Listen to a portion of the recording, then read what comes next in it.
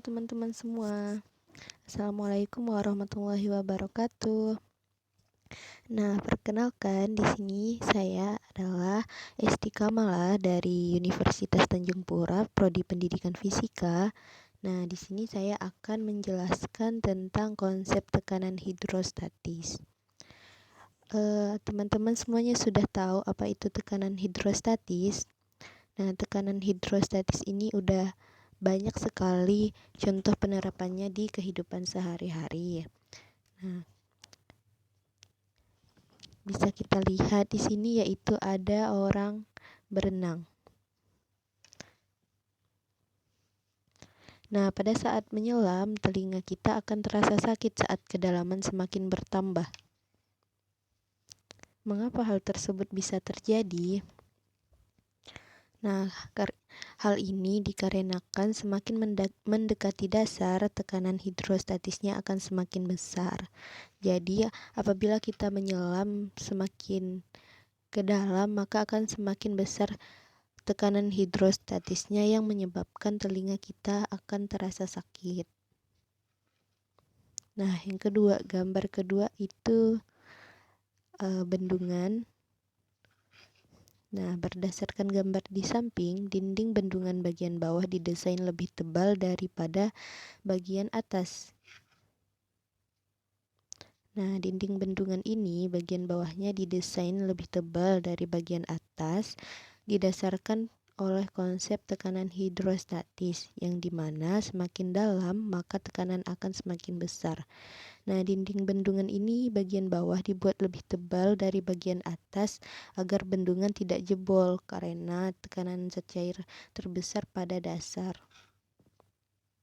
Selanjutnya, nah hal ini bisa berlaku juga untuk pada pembuatan kolam renang karena dasar kolam renang itu bisa dibuat tebal juga pada samping luar yang berarti luas dasar sama dengan besar ruas permukaan.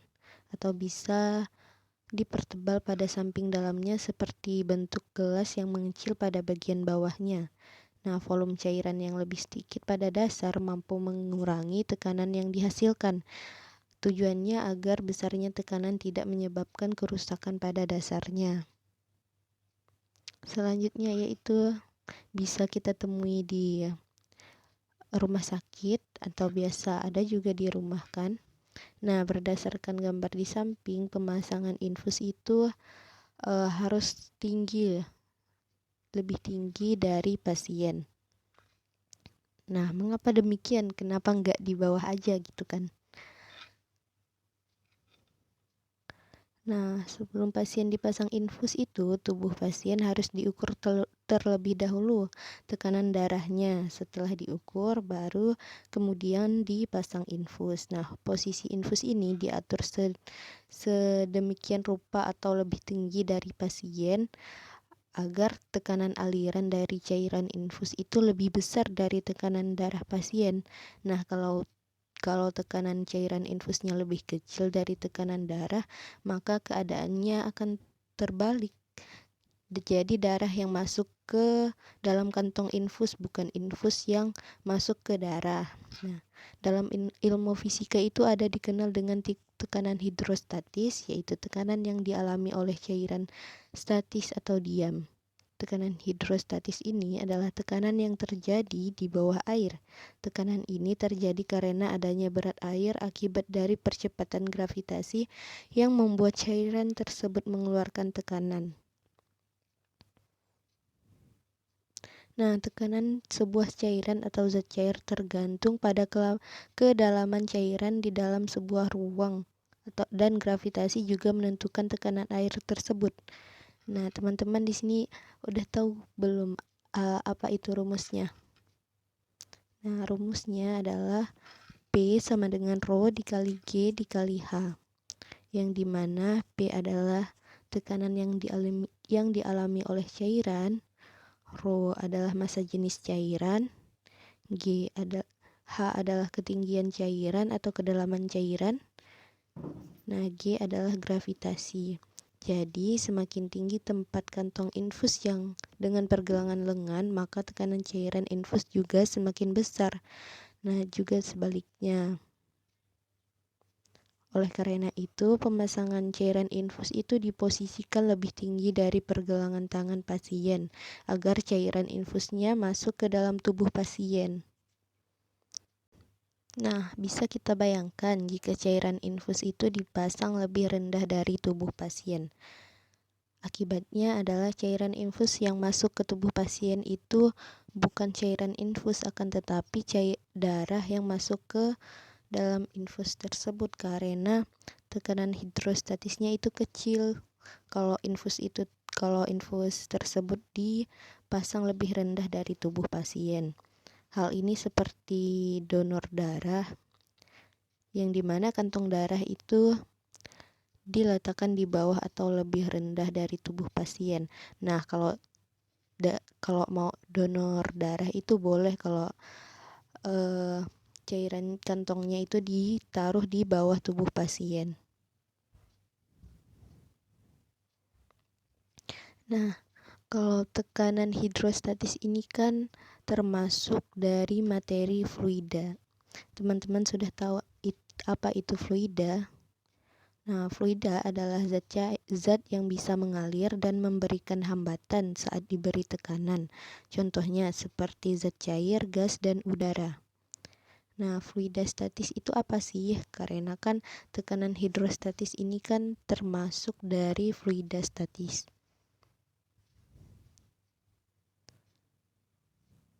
Jadi, fluida statis adalah fluida yang berada dalam fase tidak bergerak atau diam. Artinya, fluida tersebut dalam keadaan bergerak tetapi tidak ada perbedaan kecepatan antar partikel fluida tersebut. Yang dimana dapat dikatakan bahwa partikel-partikel fluida tersebut bergerak dengan kecepatan seragam. Nah, tidak menimbulkan yang namanya gaya geser. Contohnya seperti pada air gelas yang tidak diberikan gaya akan diam, atau air sungai yang mengalir dengan kecepatan konstan. Nah, selanjutnya masuk ke tekanan hidrostatis. Tekanan hidrostatis, hidro itu artinya air dan statis artinya tidak mengalir. Artinya tekanan air yang tidak mengalir. Nah, makin tinggi zat cair dalam wadah, maka akan semakin berat zat cair tersebut, sehingga semakin besar tekanan yang dikerjakan zat cair pada dasar wadah. Dengan kata lain, pada posisi yang semakin dalam dari permukaan, maka tekanan hidrostatis yang dirasakan akan semakin besar. Nah, bisa kita lihat pada gambar, ada ketinggian. Nah, jadi rumus dari tekanan hidrostatis ini adalah pH sama dengan Rho dikali G dikali H, yang dimana pH adalah tekanan hidrostatis dengan satuan Pascal, G adalah percepatan gravitasi atau meter per sekon, dan H adalah kedalaman yang diukur dari permukaan air atau satuannya meter. Nah, kan kita udah mengetahui rumus dari tekanan hidrostatis nih, pH sama dengan Rho GH. Nah, teman-teman tahu nggak ini asal rumusnya itu dari mana? Nah, rumus tekanan hidrostatis ini diturunkan dari rumus tekanan, yang dimana rumus tekanan tersebut adalah P sama dengan F per A, gaya dibagi luas bidang. Nah, ini dapat kita turunkan lagi, F itu sama dengan gaya kan, sama dengan juga gaya berat. Jadi W itu gaya berat, bisa kita mencarinya yaitu massa dikali gravitasi. Nah, bisa kita ganti menjadi massa dikali gravitasi per A menjadi massa kita turunkan lagi menjadi Rho dikali G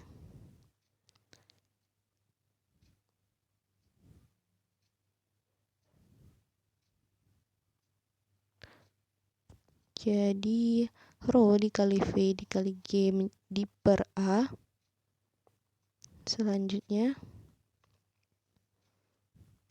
pH sama dengan Rho dikali V dikali G per A, V itu sama dengan A dikali H, karena panjang kali luas kali tinggi kan.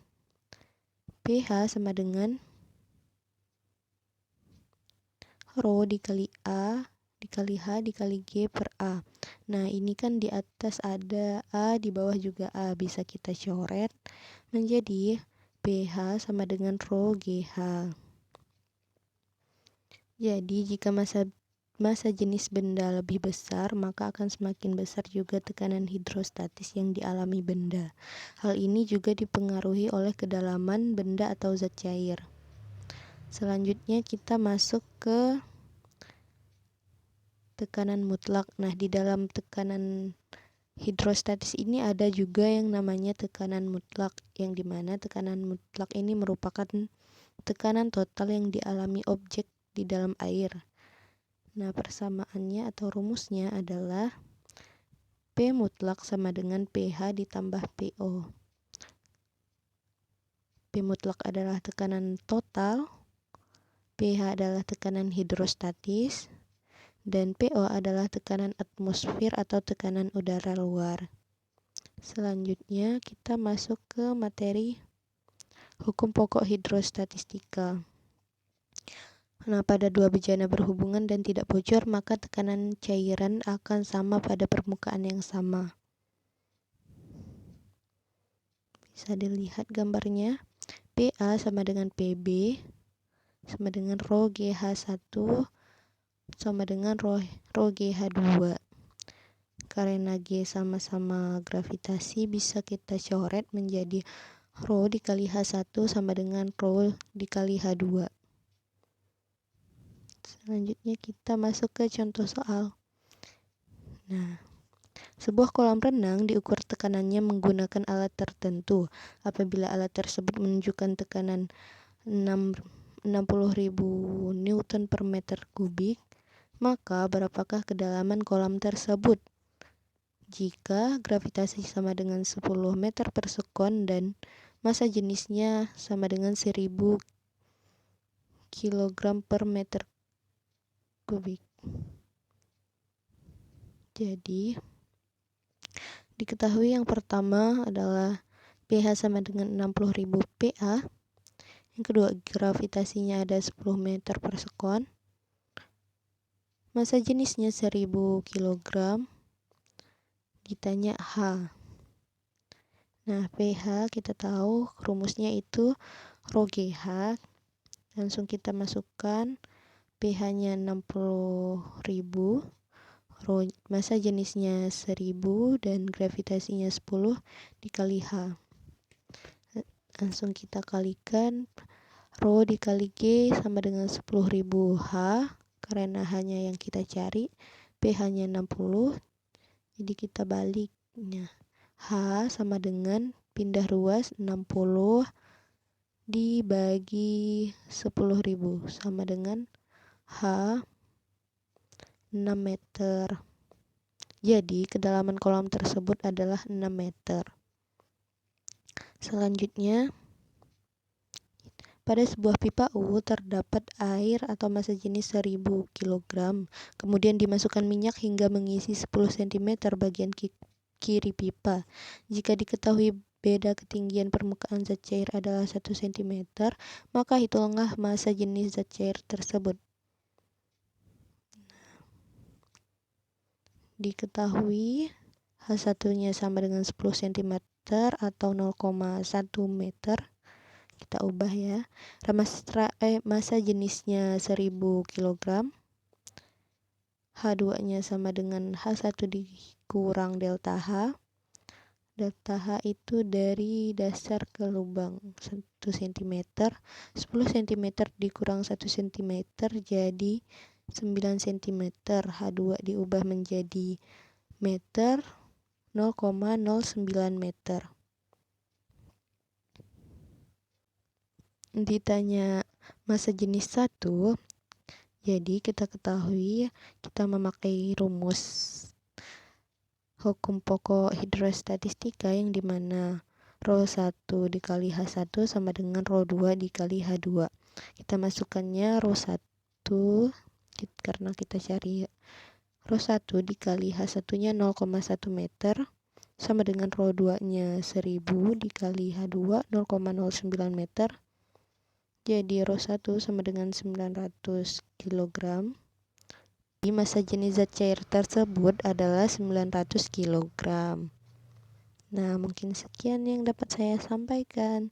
Terima kasih. Maaf jika terdapat salah kata dan lainnya saya ucapkan. Wassalamualaikum warahmatullahi wabarakatuh.